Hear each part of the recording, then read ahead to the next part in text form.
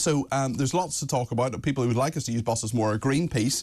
Now we see that the Department for Environment, the Secretary of State there is Therese Coffey. She has ordered her officials, her civil servants, not to have any contact whatsoever with Greenpeace after their stunt this week because they were draping the Prime Minister's home. This is his constituency home, not 10 Downing Street, but his constituency home in North Yorkshire, where he's an MP for Richmond, that area of Richmond. And Greenpeace protesters broke in to his property, well, not the actual house itself, but went on his land, got on his roof and draped these large drapes, these large black drapes with various protest things like no new oil after earlier in the week Rishi Sunak announced 100 more oil and gas licences. Now, my question is a little bit, I suppose, about the environment, but it's mainly about the right to protest and whether you think these people did the right thing, because the Prime Minister has two daughters, one is 10, one is 12, and he wasn't there at the time, and presumably these protesters knew he wasn't there at the time because he'd said he was going on holiday to Disneyland, to California. But nonetheless, this was an illegal action, and there have been 5 arrests. So there have been no charges brought so far. We'll see if they are brought, but it's also a question of why they were there in the first place. And is this a legitimate form of protest? We're talking about it this morning, so clearly we took notice of it. Let's talk to Sailesh Mehta, who is a criminal barrister at Red Lion Chambers and a founding member of the Bar Human Rights Committee, and Andrew Eborn, who's a barrister and broadcaster. You're both very welcome to Talk TV this morning. Sailesh, maybe I could start with you. You are a barrister and presumably believe in the rule of law, so presumably you're going to condemn these people for this. You're right, I do believe in the rule of law. Of course, we mustn't prejudge the issue. We don't know for sure what law has been broken and whether these protesters will be charged. But the background to the right to protest, the right to hold demonstrations is important. And these are rights that are worth having. And as our Lord Justice Laws has said in a famous judgment, rights worth having are an unruly thing. And therefore, there must be room for peaceful protests, particularly when the protests against the world burning and climate change. I mean, the world isn't burning, factually. It is not burning. And secondly, I mean, I'm all for the right for peaceful protest, but at the same time, breaking on, you know, we don't know if they've broken the law or not, but they're certainly on where they shouldn't be, and they're at someone's private home. Is that legitimate?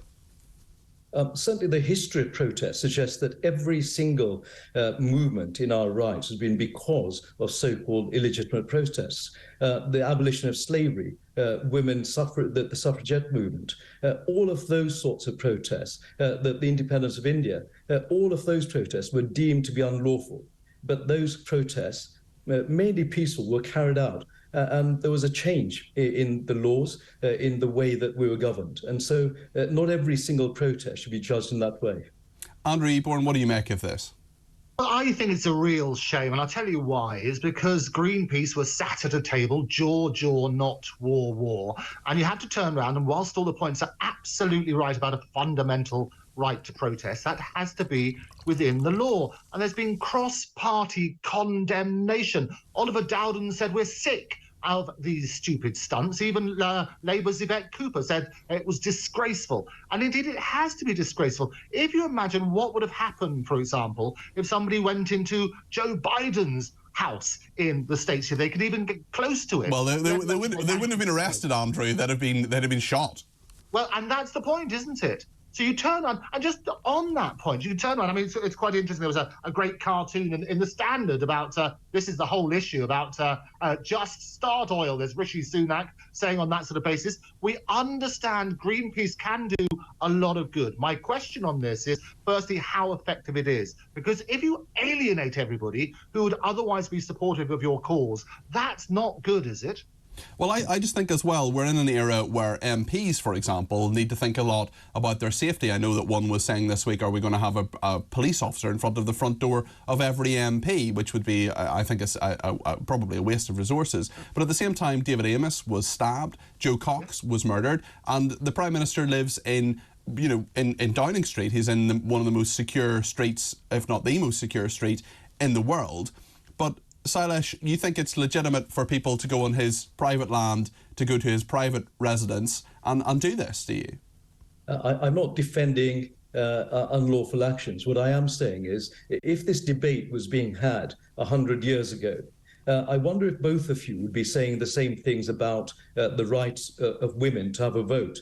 And whether the But this isn't about the rights of women to have a vote. I wonder, Sailesh, with respect, this isn't about the rights of women to have a vote. And the suffragettes, the suffragettes and the suffragists were two very, very different movements. What's interesting in terms of the right... But the reaction to their movement was exactly the same as the reaction I've just heard from you and from your other guests. Exactly the same. This is the sort of reaction that's repeated in relation to every freedom movement, every protest movement. And therefore, the real question is, if we do have a right to protest, if we do have a right to march and demonstrate, what are the limits to that right? That's the real debate. Well, answer that question. What should the limits be? Because I'm very happy with people marching. I'm very happy with people holding up placards. I'm very happy with people writing to their MPs. I'm very happy with people not obstructing traffic and not gluing themselves to the ground and not invading people's private homes and private space. What do you think the limits should be, Sailesh?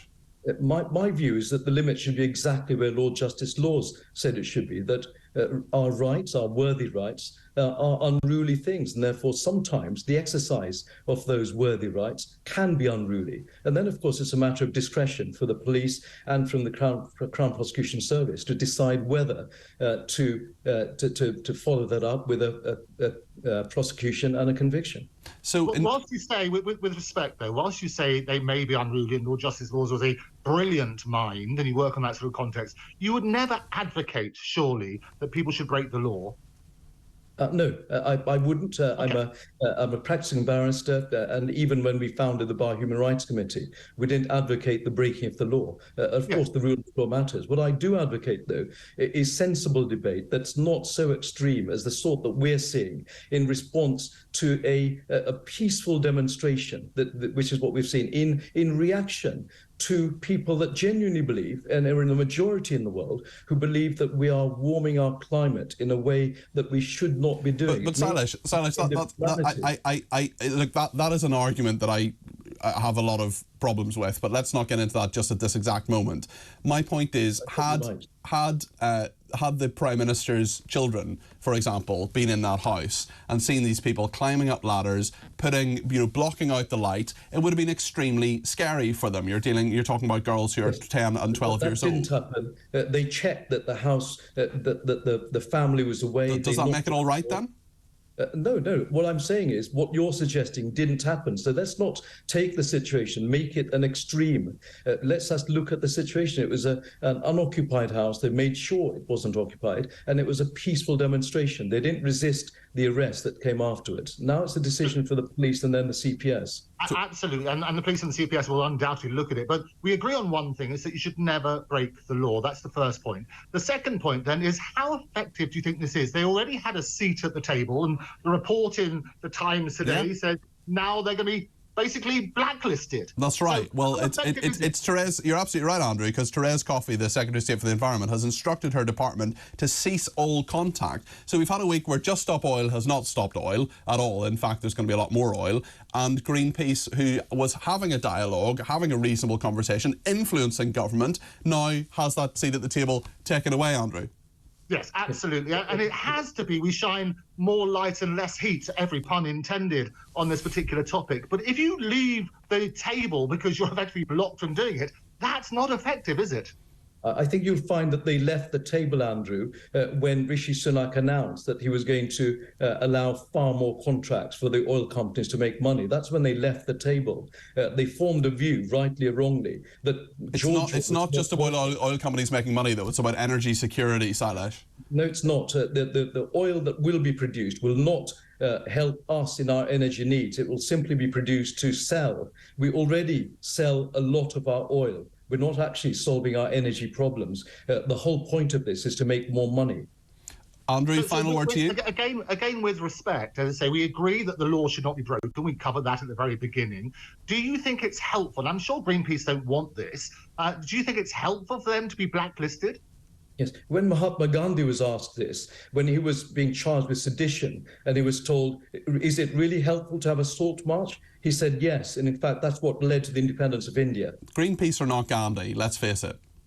No one's suggesting that. I'm suggesting that the response to legitimate protests should not be this extreme. We should welcome legitimate protest in this country and all over the world. Okay. So do you think, we agreed earlier that illegal acts should not happen or be allowed. Do you agree then? Are you saying that basically Greenpeace are happy that they've been blacklisted now? I don't think they're happy. They will have made a decision that no amount of talking, no amount of persuasion will work with this government, because they did exactly the opposite of what the discussions should have led to. And therefore, they decided at some stage the public should know what is being done in their name. And therefore, it was potentially a legitimate protest to shine some light onto what the government's doing. Jan, stay there just for 1 second. I just want to go to Abdul in Leicester, who's giving me a call on 0344 499 1000. Abdul, you're very welcome to Talk TV. What would you like to say this morning on this? Hi, Peter. Yeah, I think that there should be, obviously, legitimate protest is fine, but the strategy should be that if a protest is going to take place, the police should be informed when and where. And so people are aware a week, 2 weeks before, in this area to avoid that area. It's very, very simple. There's no harm in having protests. What do you think about the protests at the Prime Minister's house? Do you think that was legitimate? I think it's ridiculous. I think they should be locked up. Illegal trespassing, I think that's trespass. I wonder if Abdul would say the same to Nelson Mandela. Greenpeace are not Nelson Mandela. It's not the same thing. Why is it that's not the same thing? It's about protest against an injustice. Because the injustice. It's not an injustice. It's something people disagree with. Okay. Sailesh, let me speak. Sorry, I let you speak. If you just let me make my point. Nelson Mandela was someone who was protesting against apartheid, which was an outrageous, ridiculous, racist, horrendous system, which was killing people. The oil licenses in the northeast, off the northeast coast of the United Kingdom, is not the same thing.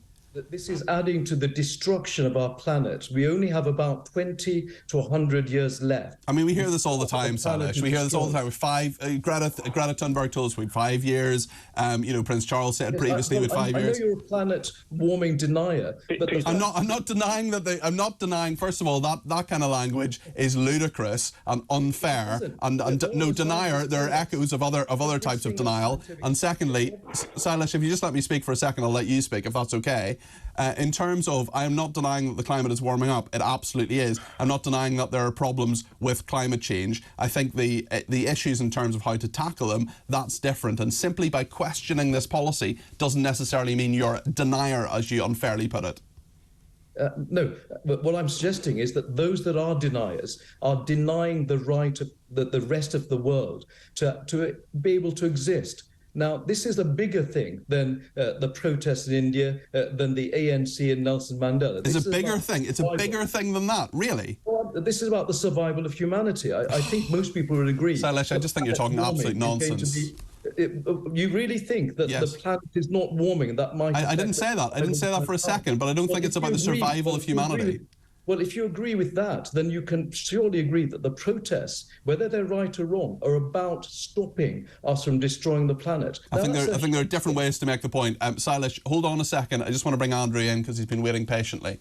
No, I listen to these things, and I think the language that we've just heard is unhelpful. I think what we want is an educated debate. And I think there's slightly blurring the issues to talk about climate change, if you like. What we worked on the basis is that, are you allowed to protest? Absolutely within the confines of the law. And as we all agree, speaking at the moment, if it's not within the confines of the law, it should be condemned, because you have to work and make sure that we do have a lawful Britain. Threatening anybody's privacy, threatening anybody's health and safety, threatening in that sort of way is wrong. And it's basically backfiring, because you're going to lose support. So it's wrong legally, I believe, and I also believe it's wrong in terms of effectiveness. And for that reason, it should not be allowed, and we should all jointly condemn it. OK, final word to Sailesh, please.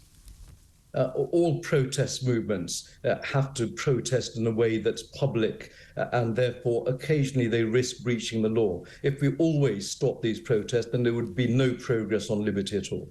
Thank you both very, very much indeed. Sailesh Mehta, who is a criminal barrister at Red Lion Chambers and a founding member of the Bar Human Rights Committee. Also Andrew Eborn there, who's a barrister and broadcaster.